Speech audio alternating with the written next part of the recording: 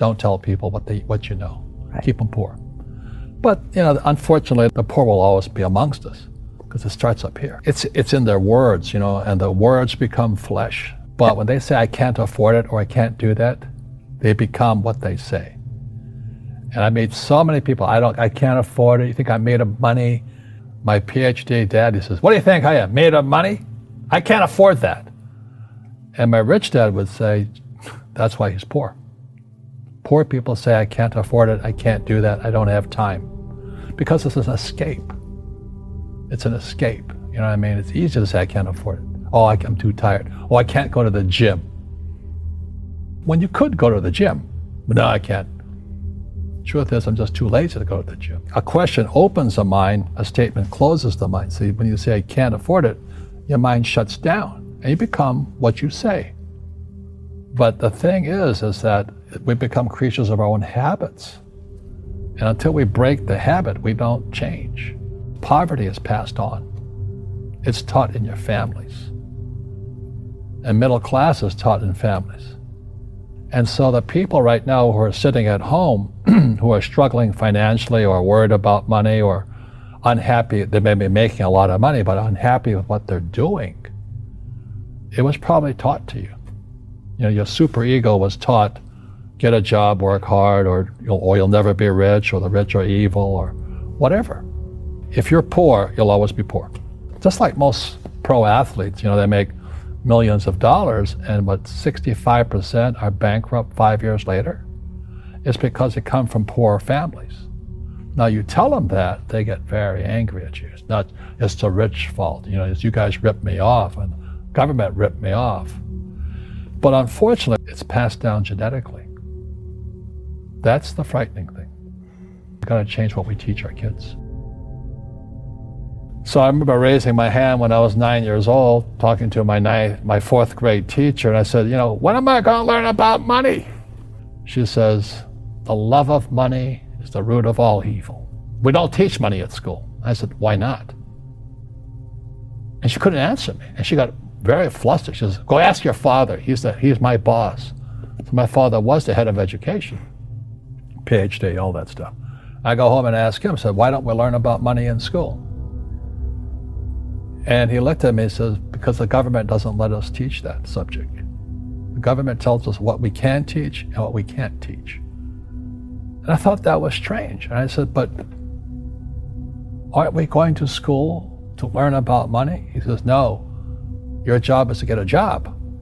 I said, but you get a job to earn money. He goes, no, you're supposed to just get a job. And I went, no. Isn't the purpose of a job to earn money? He goes, you're correct. I said, so why don't I just learn about money? I can skip the job part, And he got flustered and he said, look, if you want to learn about money, why don't you ask your best friend's father about money? So I asked him. He says, because Mike's father is an entrepreneur. And I said, what are you? He says, I'm an employee. I'm a government employee. And I went, oh, what's the difference? He says, the difference is an entrepreneur must know about money, or they're no longer entrepreneurs. And he says an employee doesn't have to know anything about money, because the government will take care of them, the company will take care of money on one condition. And that condition was he would never pay me. He says, the moment I pay you, you think like an employee. He says, that's the trap. Entrepreneurs work for free. And now I'm 9 years old, my head's cracking in half. He says, you never want a paycheck. You understand that, kid? I said, okay, I got it.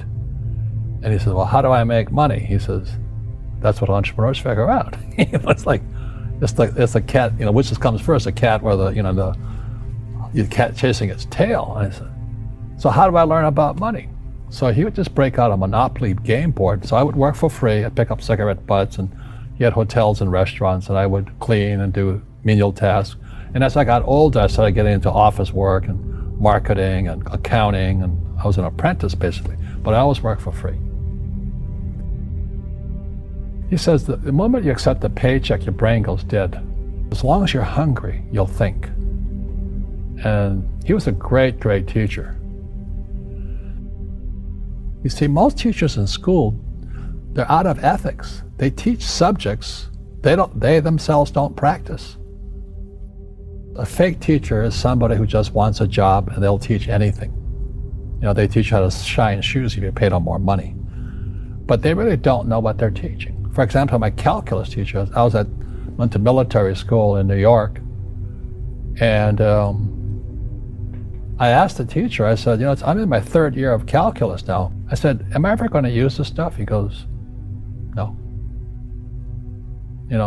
Said, why do you teach it? He says, because I get paid. I said, do you ever use it? He goes, no. And that's why, you have to, in life, one of the things I suggest to people, you got to find a real teacher versus a fake teacher. And a fake teacher is somebody who doesn't do what they teach. And a real teacher is doing what they teach every day. School systems are making our students weaker.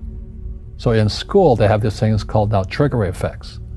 So you can't, as a teacher, you can't say anything that might upset the student. They don't want anything that might jar their point of view. So if I went into school, I'd be thrown out because I threaten them. And to me, isn't school about opening your eyes and minds to new ideas? But that's now out of the system. So everybody's got to be PC, politically correct now. And it's killing us. It's killing the brains of our kids. They're going backwards. But in their minds, they're more enlightened. If I didn't have ideas that shook me, I wouldn't learn anything new. But now these trigger mechanisms, we're actually making our students weaker in school. My success comes from spirituality, not finance. You see, people say, well, why don't you give the poor money? So the only problem with that is it just creates more poor people. You give a man a fish, you get a lot of people who want more fish, but you teach them to fish. We're more antagonistic, more antisocial. Social media is antisocial. That's the danger part. So the reason I'm speaking on spirituality, we got to evolve. It means meditation, it means yoga, it means praying, it means going to church, whatever it takes. But you got to get back to calm and peace and meditation. One generalized principle is emergence through emergency. So when you look at the word emergency, the base word is emerge.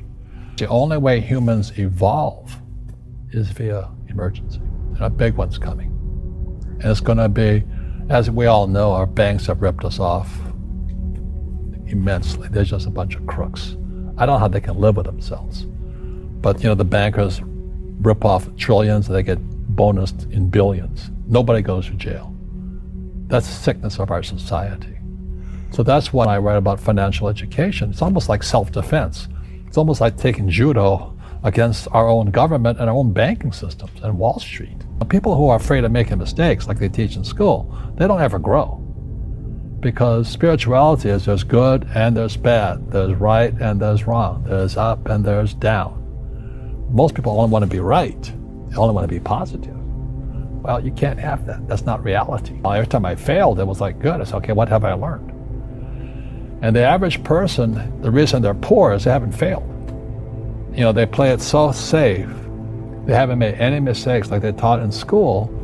That means they don't learn anything. That's why the school system's actually fundamentally corrupt. It's anti-education. Don't make mistakes and don't ask for help. And if I didn't ask for help, I have my accountants, my attorneys, my bankers, and all that. I go into business like a rugby team. Boom, boom, and we kick butt. But the average guy is standing there, I'm an A student, I'm going to do this all on myself, and a bunch of rugby players run you over, and you go, well, they're not playing fair. You're playing stupid. You should have a team. You should have accountants, attorneys, and bankers, and all that stuff. But that's not the game I want to play. I said, then don't play the game. So what I say to young people is, you find your game.